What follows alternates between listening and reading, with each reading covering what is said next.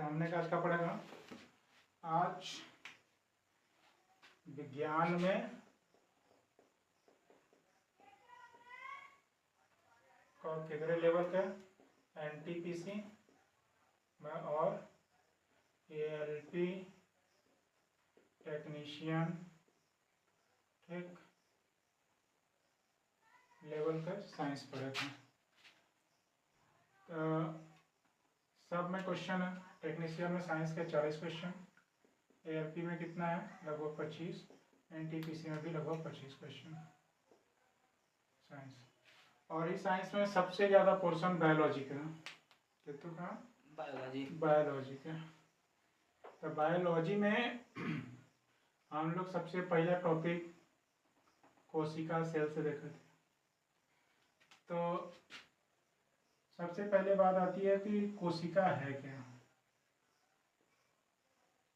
तो लोग कहते हैं कि कोशिका जीवन की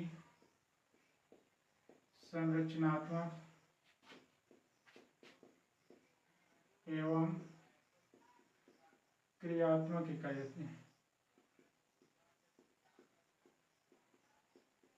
ठीक, ये चीज जीवन की संरचना, कोई भी जीव हो उसको अगर वो जीवित है तो उसके बनाने की, उसकी बनावट और उसके कार्य करने की जो गुण है वह किस पर निर्भर करता है, कोशिका पे होता है। लोगों ने कोशिका का नाम कैसे दिया ये बात आती है। तो लैटिन भाषा में इसे बोला जाता है सेलुला, और सेलुला का अर्थ होता है एक छोटी कोठरी या मधुमक्खी के छत्ते जैसी संरचना। तो उसी को क्या बोले हैं, कोशिका।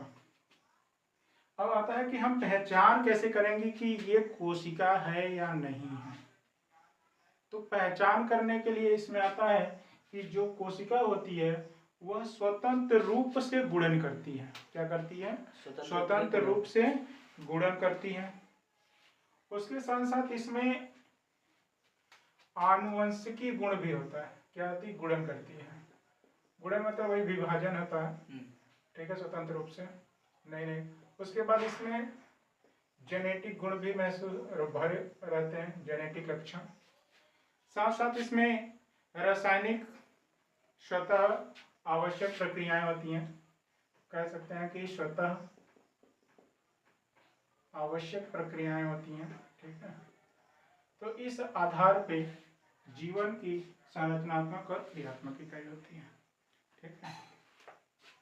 अगर कोई कहता है स्वतः में, तो उपापचय हम लोग पढ़े हैं, जानते हैं, 10 में दिया है उपापचय के बारे में कि किसी चीज को तोड़ना, मतलब बड़ी चीज को छोटे छोटे टुकड़ों में तोड़ना, फिर छोटे छोटे टुकड़ों को बड़ा बनाना। जैसे शरीर में ग्लूकोज को बनाने के लिए क्या करते हैं, कार्बन डाइऑक्साइड जल को मिलाते हैं, प्रकार तो बनता है ग्लूकोज। और जटिल यौगिकों को तोड़ता है छोटे छोटे। तो वो प्रक्रियाएं स्वतः होती हैं, हम नहीं करें। तो ये कोशिकाओं के माध्यम से, तो इसकी पहचान कोशिका की ऐसी होती है। अब उसके बाद आता है कि कोशिका की खोज की शुरुआत कैसे हुई। तो जाहिर सी बात है कि कोशिका इतनी सूक्ष्म जीव है कि इसे हम नग्न आंखों से देख नहीं सकते। तो देखेंगे कैसे, तो जाहिर सी बात है बिना सूक्ष्मदर्शी की सहायता से हम नहीं देख पाएंगे। तो रॉबर्ट हुक आते हैं। रॉबर्ट हुक अपने स्वयं द्वारा बनाया एक सरल सूक्ष्मदर्शी था। उससे उन्होंने क्या किया, कोशिका को देखा, अध्ययन किया कह सकते हैं। तो उन्होंने मृत कोशिका पाया। और पूछा जाए कि रॉबर्ट हुक थे कौन, तो रॉबर्ट हुक एक वनस्पति पादप वैज्ञानिक थे, ठीक। तो पादप वैज्ञानिक थे, तो उन्हें एक दिन क्या हुआ कि ऐसे थे, तो उनके लकड़ी के टुकड़े में, या उसको कार्प का टुकड़ा कहते हैं, जो चैली होती है लकड़ी की चैली, तो उसके टुकड़े को उठाया, सूखे टुकड़े को, और माइक्रोस्कोप में देखा तो उन्हें एक मधुमक्खी की संरचना दिखाई दी, जिसे उन्होंने क्या बोला, सेलुला बोला। और उन्होंने इसके बारे में अपनी पुस्तक माइक्रोग्राफिया में वर्णन किया था। तो कहा जाता है कि रॉबर्ट हुक ने मृत कोशिका खोज 1665 में की थी। अब भाई जब कोई एक लाइन पे चलता है तो उसके बाद बहुत सारे वैज्ञानिक आना शुरू हो जाते हैं। तो उसके बाद आते हैं अगला वैज्ञानिक एंटोनी वान लुवेनहॉक। कौन आते हैं? Antony von Leeuwenhoek. उन्होंने जीवित कोशिका की खोज की 1674 में। जब इन्होंने जीवित कोशिका की खोज की तो उस समय जीवाणु भी थे, जीवाणु की, आरबीसी की, ठीक है, और भी माइक्रोवेव्स की खोज की। ये एंटोनी, तो कहा जाता है कि इन्होंने कहाँ देखा था? तो माइकोप्लाज्मा जो है, ठीक है, सबसे छोटी जीवाणु, उसी की खोज इन्होंने की। उसके बाद आता है तीसरा कि जब कोशिका की खोज है ना तो एक वैज्ञानिक और आते हैं, रॉबर्ट ब्राउन। कौन आते हैं? Robert brown. रॉबर्ट ब्राउन कोशिका का अध्ययन करते करते पाते हैं कि कोशिका के अंदर एक केंद्रक होता है, और यह बात उन्होंने कब दिया? 1831 ईस्वी में। कोशिका का केंद्रक ये क्या होता है? तो वैसे ही जैसे घर में एक बुजुर्ग गार्जियन होता है, सभी को कंट्रोल करके रखता है, तो वैसे ही कोशिका को नियंत्रण करने का कार्य करता है, नियंत्रण करने का कार्य करता है। यह कोशिका का काम है। उसके बाद आगे आते हैं, ये तीन लोग हो गए, मृत कोशिका, जीवित कोशिका और केंद्रक की खोज कौन किया? रॉबर्ट हुक, ल्यूवेनहॉक और ब्राउन। उसके बाद आते हैं स्लाइडेन एवं स्वान। ये दोनों वैज्ञानिक आते हैं। इसमें स्लाइडेन जंतु के हैं, ये स्वान पादप के हैं। ऐसी दोनों हैं, अलग अलग वनस्पति और जंतु। तो कोशिका सिद्धांत दिया इन्होंने, कोशिका सिद्धांत दिया। तो कोशिका सिद्धांत क्या दिया था कि सभी पौधे, जितने पौधे होते हैं और जंतु होते हैं, ठीक है, इनके जीवन की मौलिक इकाई क्या होती है?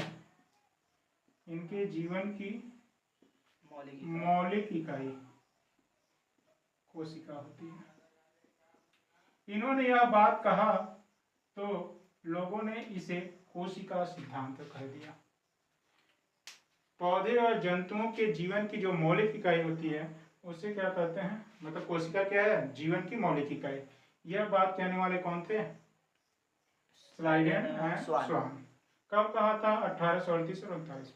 पहले कहा पौधे में स्लाइडेन, फिर 1839 में स्वान ने कहा जंतु में, कि दोनों की कोशिकाएं क्या हैं?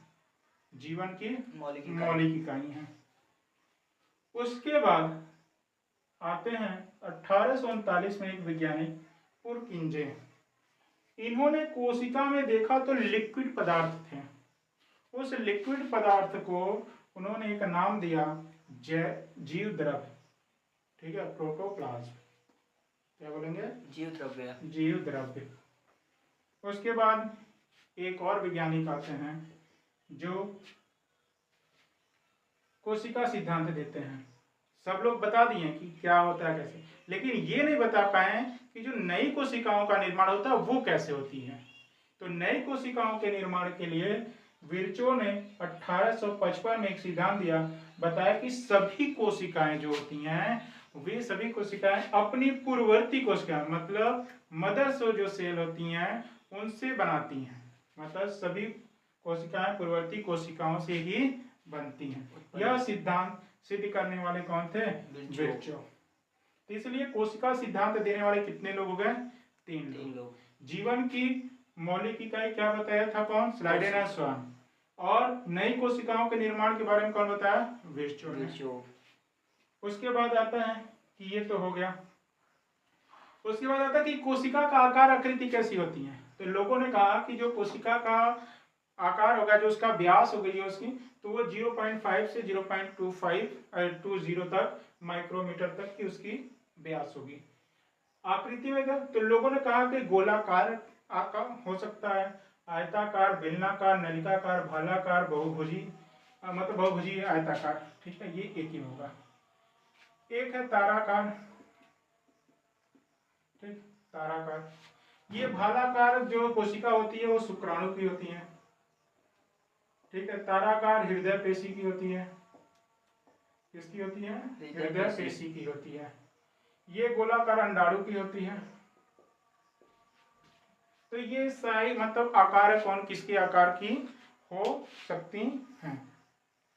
जो हमारे यहाँ आरबीसी है, आरबीसी इसका द्विउतली होता है, द्विउतली आकार का होता है। किस प्रकार का होता है आरबीसी? लाल ब्लड सेल्स कार्पस, ठीक है। लाल रुधिर कणिकाएं कैसी होती हैं? द्विउतलीकार की कोशिकाएं होती हैं इनमें।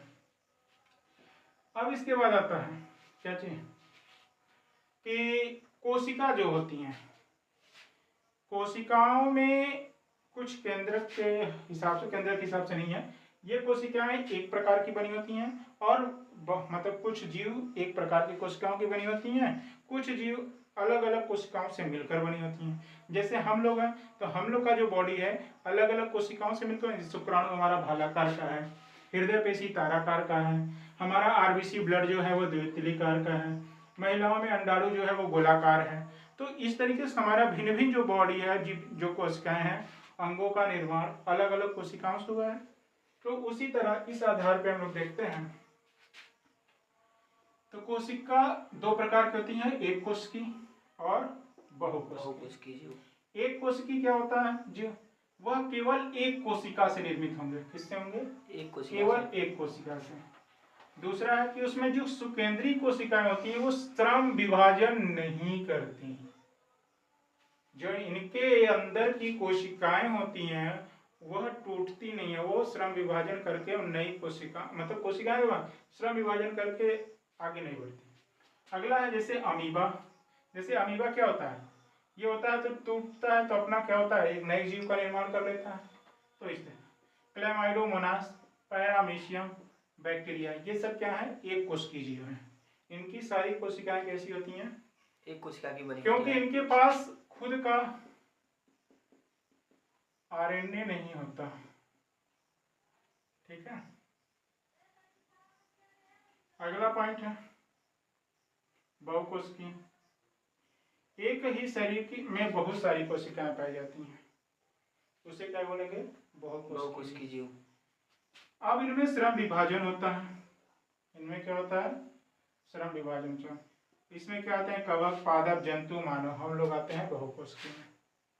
अब आता है कि इस आधार पे तो हमने इतना देख लिया, तो फिर कोशिका क्या आकार में बड़ा छोटा ये सब जाना, तो हम लोग देखते हैं कि सबसे बड़ी कोशिका किसकी होगी? शुतुरमुर्ग का अंडा।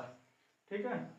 सबसे छोटी कोशिका क्या होगी? माइक्रोप्लाज्मा, जिसको कि पीएलओ कहते हैं, प्लूरोनिमोनिया लाइक ऑर्गेनिज्म, मतलब प्लूरोनिमोनिया सम जीव। सब मानव में सबसे लंबी कोशिका क्या होती है? तंत्रिका तंत्र, 90 सेंटीमीटर। मानव में सबसे छोटी कोशिका किसकी होती है? शुक्राणु की। और सबसे बड़ा कोशिका मानव में किसकी होती है? अंडाणु की। तो इस आधार पे हम लोग कोशिका का बेसिक जानकारी ले लिए। अब हम लोग ये देखेंगे कि यह कोशिका के कौन कौन से अंग है, इसके अंदर की बात करेंगे। तो इसमें कोशिकांग नाम दिया जाता है जो इनके अंदर होते हैं। और एक चीज और है कि कोशिका को केंद्रक के आधार पर दो भागों में बांटा गया है, प्रोकैरियोटिक,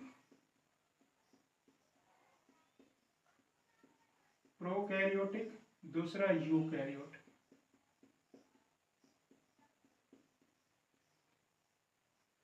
प्रोकैरियोटिक और यूकैरियोटिक। कोशिका को हम लोग पढ़े कि एक कोशिकी और दो कोशिकी, मतलब बहुकोशिकी। ये कोशिका के आकार से उसकी बनावट के आधार पे था, लेकिन कोशिका को केंद्रक के आधार पे दो प्रकार से बांटा गया, एक प्रोकैरियोटिक और एक यूकैरियोटिक। इस आधार पे कोशिका को इस तरह से बांट दें। ठीक है। तो हम लोग कोशिकांग के बारे में भी पढ़ते हैं। ठीक है। तो आगे हम लोग बहुत सारे कोशिकांग हैं। कोशिका